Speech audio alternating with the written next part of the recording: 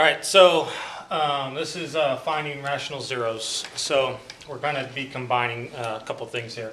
So first off, we have to know the rational zero theorem.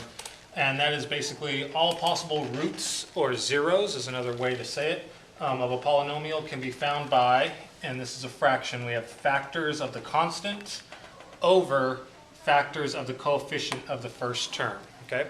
So now that sounds kind of weird, but basically we're going to list all the factors of the constant, and we're going to list all the factors of the coefficient of the first term, and basically we're going to make fractions out of every single one of them. So first off, I'm going to look at my constant term, and my constant term is always the number, oops, this should have an x. Constant term is always the one that does not have an x next to it, right? No variable.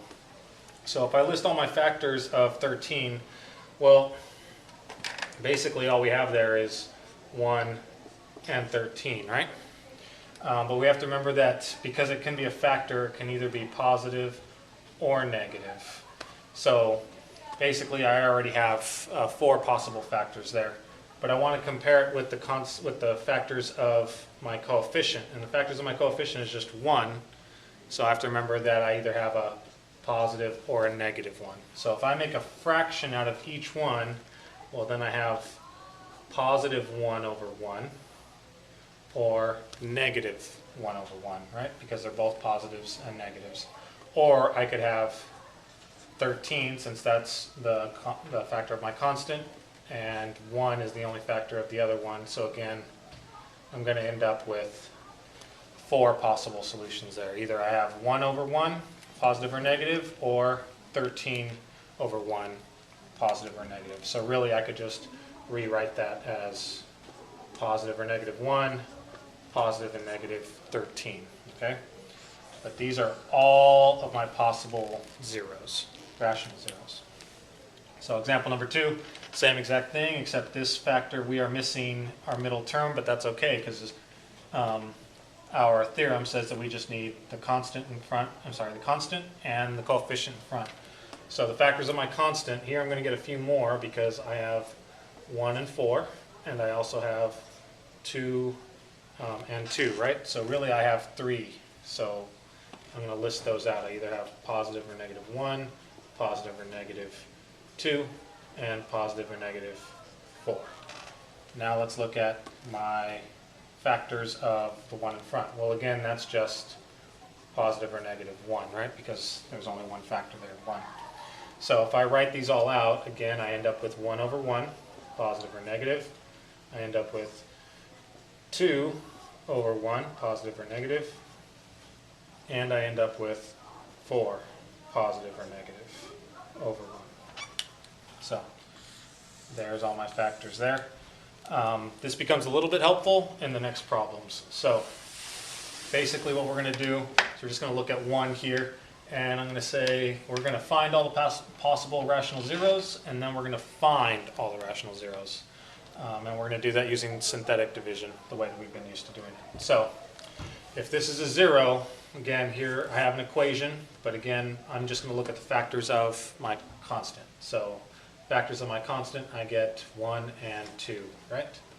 So make sure that I have my positive and my negative, and my factors of my constant are just, again, 1. So if I were to write them all out, I have positive or negative 1 over 1, and I have positive or negative 2 over 1.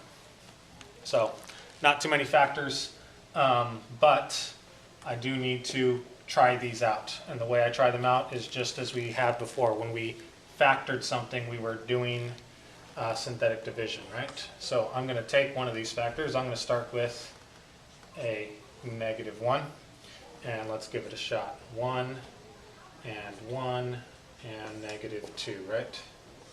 So bring down the 1, then it becomes negative 1, 1, that becomes 0, this becomes negative, oops, this becomes 0, and I get a remainder of negative 2. So I know that negative 1 is not a factor. Let's try positive 1. So if I try positive 1, I do 1, and then I do 1 and negative 2, right? So 1 becomes 1, this becomes 2, this becomes positive 2, and 0. So there is my number there. So remember, when we're doing synthetic division, this is actually a what? It's actually a -1, right? So I'm going to say that that's a factor, and I have my factor out here, and I'm going to write it in its factored form. So because there's 2, I know that one of them is what? I have x minus 1, and what's left over? X plus 2.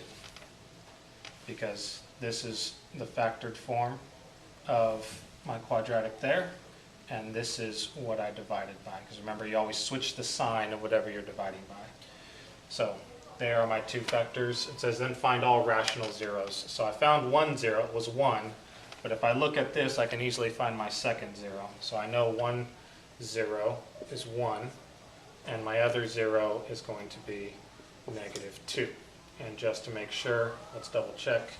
If I'm going to use synthetic division, I should use a +2, right? So 1, 1, -2. I have 1, that becomes 2. This is 2, and that's -4. And that didn't work. So I'm going to cut that out.